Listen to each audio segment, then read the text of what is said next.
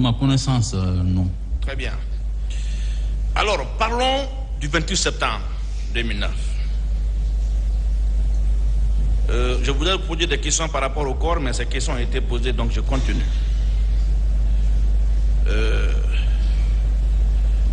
Je continue également sur cette question. Bien. Sur cette histoire de retour des camions, des 4 camions au camp, bien avant votre comparution, on a souvent fait allusion au procès verbal de déposition du général Edouard Théa. Hein? Le général Edouard Théa, par rapport à des camions qui auraient été refoulés par le général. Est-ce qu'une seule fois, le général Edouard Théa vous a dit ou vous a rendu compte qu'il a refoulé des camions qui voulaient rentrer dans l'enceinte du camp Samori? Non, le général Théa ne m'a pas dit. Très bien. Alors, parlons du général Sekouba Konaté. C'était votre patron, vous le fréquentiez, vous le voyez habituellement. Effectivement. Ces gardes-corps relevaient de la sécurité présidentielle ou du chef d'état-major général des armées? Les gardes-corps du général Sekouba Konaté, oui, relevaient-ils du régiment de la sécurité présidentielle ou c'était des éléments qui relevaient de votre autorité? Le général Sekouba Konaté, Monsieur le Président, c'est pas pour discuter, mais c'est pour apporter de la lumière sur ça. Quand on l'a affecté de Massanta ici, on l'a nommé commandant du bataillon des troupes aéroportées. Il commandait le Bata. Donc, quand il y a eu ces événements, c'est ces hommes qui étaient derrière lui, de Bata.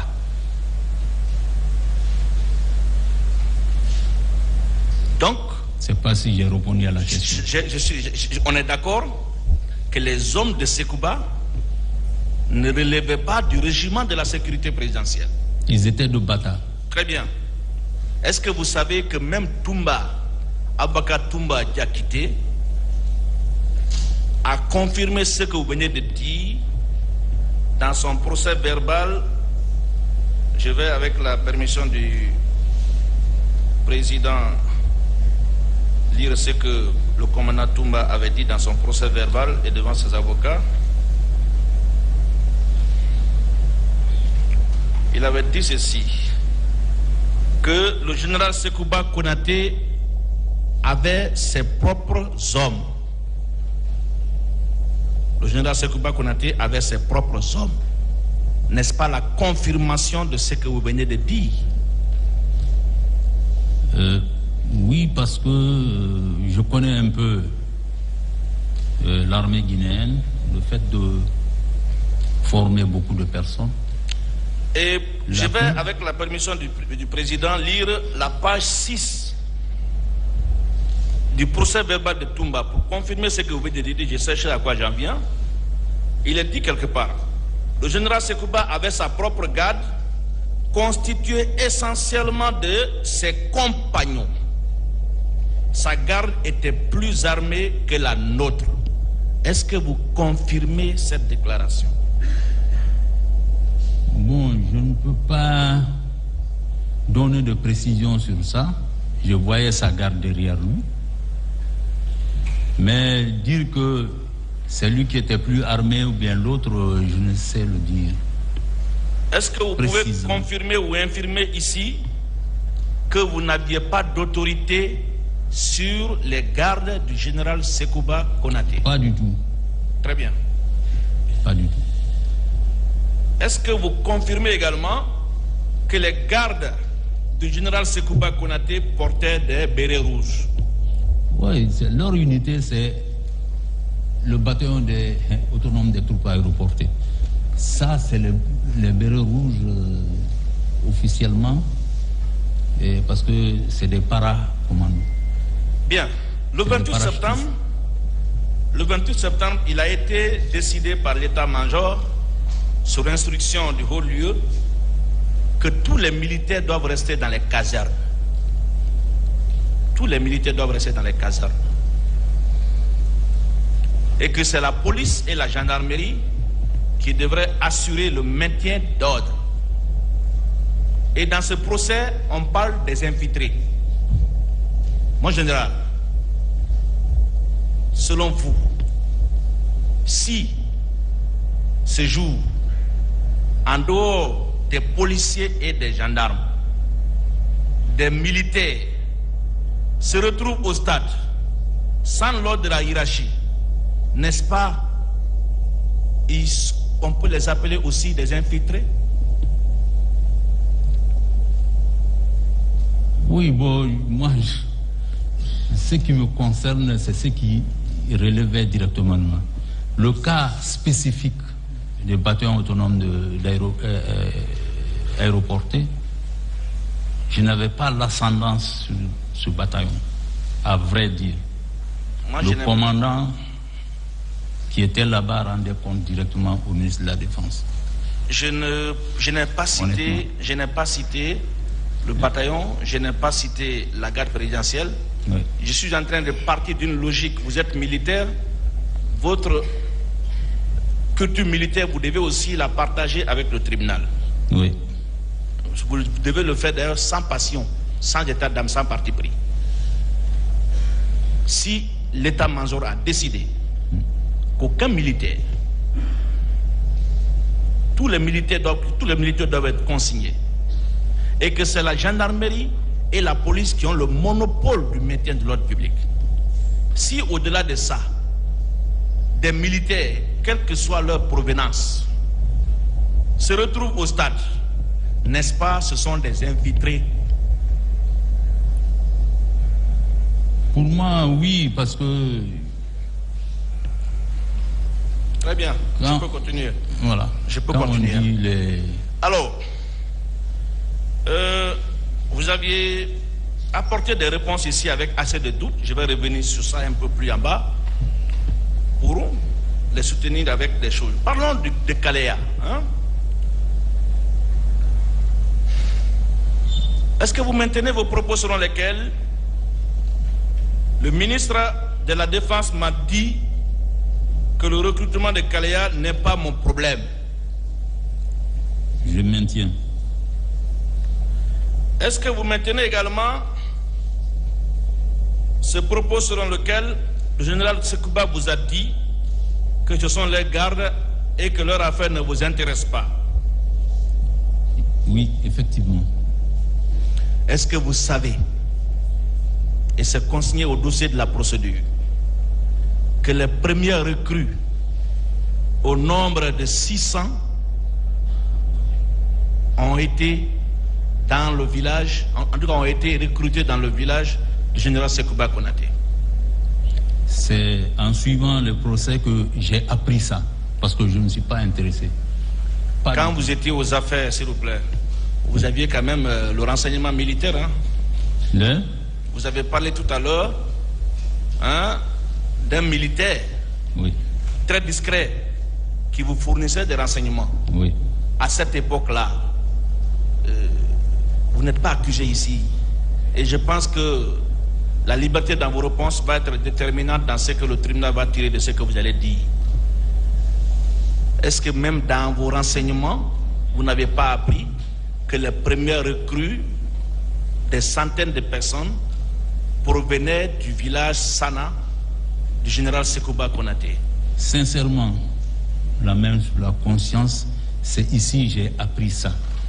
Je sais qu'ils ont recruté, ils ont dit que c'est leur garde. Ça, je le sais, on m'a dit ça clairement. On continue. Donc, je ne me suis pas intéressé des détails. Quand vous dites ils ont recruté, vous voulez faire allusion à qui?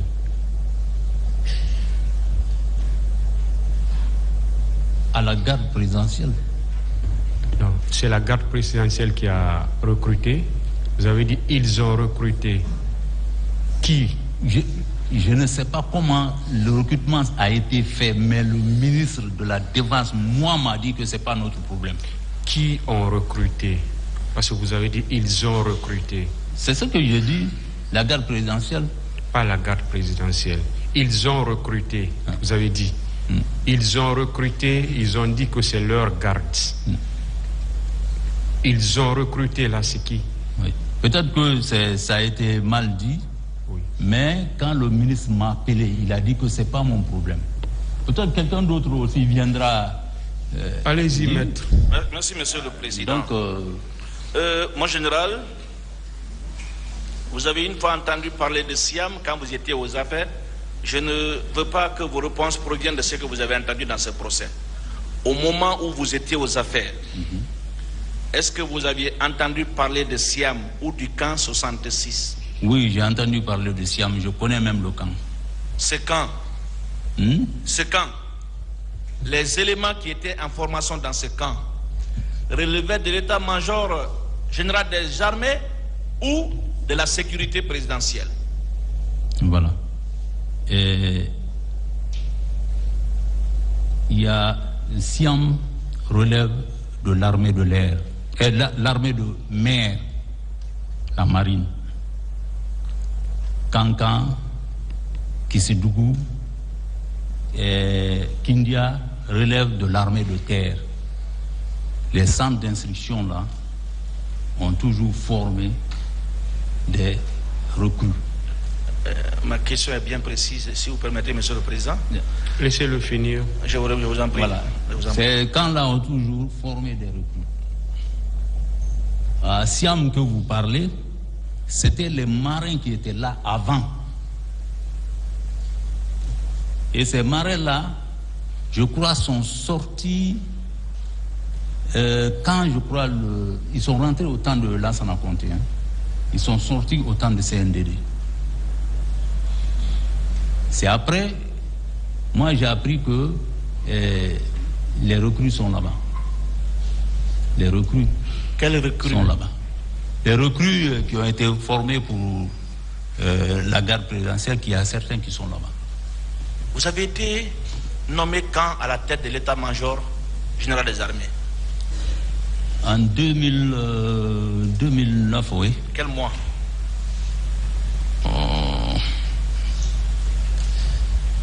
Je ne me souviens pas tellement maintenant, mais je veux me rappeler après.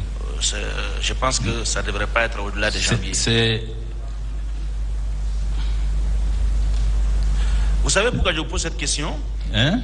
J'ai dit, vous savez pourquoi je vous pose cette question?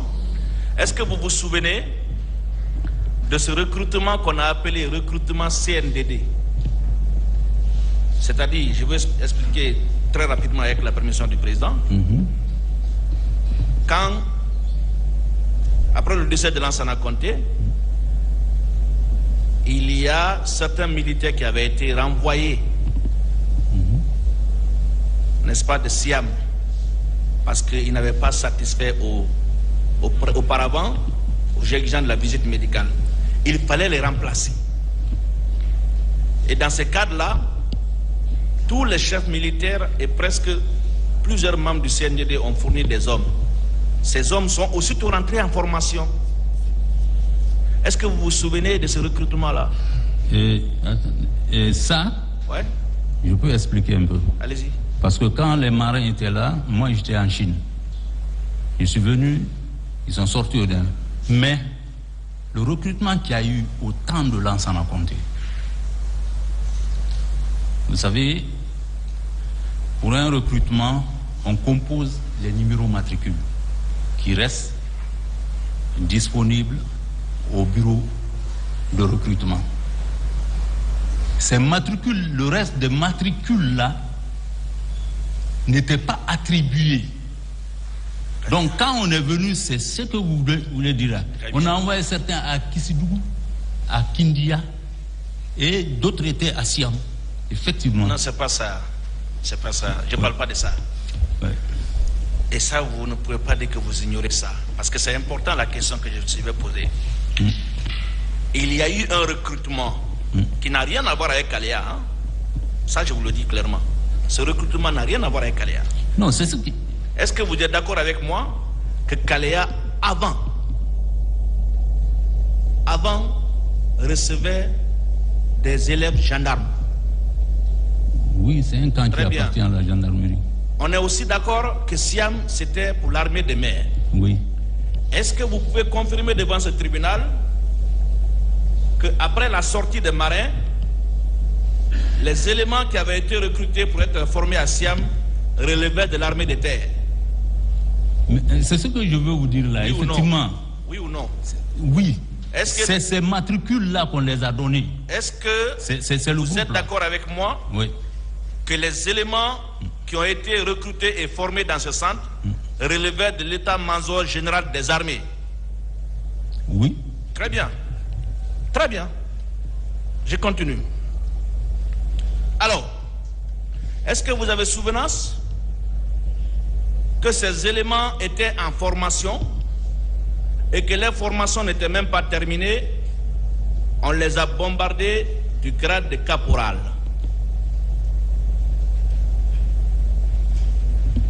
Vous avez souvenance? Bon, affaire de nomination là, c'est un peu compliqué. Qui gère les avancements en grade?